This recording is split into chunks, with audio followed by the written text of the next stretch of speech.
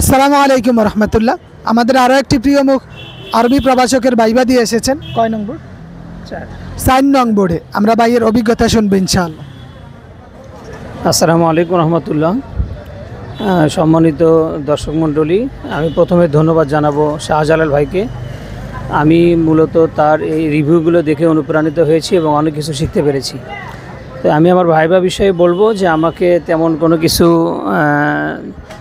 উল্লেখযোগ্য কঠিন তেমন কিছু ধরে নাই। আমাকে প্রথমে কোরআন তেলাওয়াত করতে বললো, আমি কোরআন তেলাওয়াত করলাম। এরপরে আমাকে বুখারীর শেষ হাদিস ধরেছে, আমি বললাম।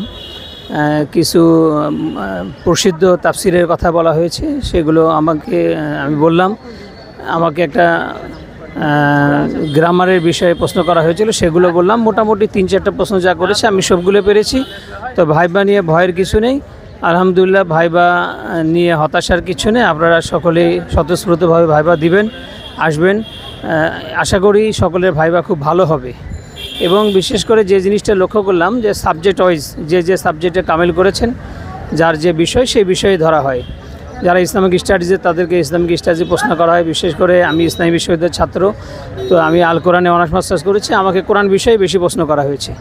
ধন্যবাদ শাহজালাল ভাইকে। আর একটা বিষয় হচ্ছে, এখানে একটা জিনিস দেখলাম যে 35 বছর যাদের প্লাস হয়েছে তাদেরকে বলছে যে আপনাদের তো চাকরি হবে না, আপনারা কী করবেন। তখন আমরা বললাম যে আপনারা আমাদেরকে পার করিয়ে দেন, বাকিটা আল্লাহর ইচ্ছা। আল্লাহ যদি রেজেকে রাখে হবে, আর যদি রেজেকে না থাকে তাহলে হবে না। তো ধন্যবাদ শাহজালাল ভাইকে। আসসালামু আলাইকুম রহমতুল্লাহ। অসংখ্য ধন্যবাদ ভাইকে ওনার ভাইবা অভিজ্ঞতা আমাদের সাথে শেয়ার করার জন্য।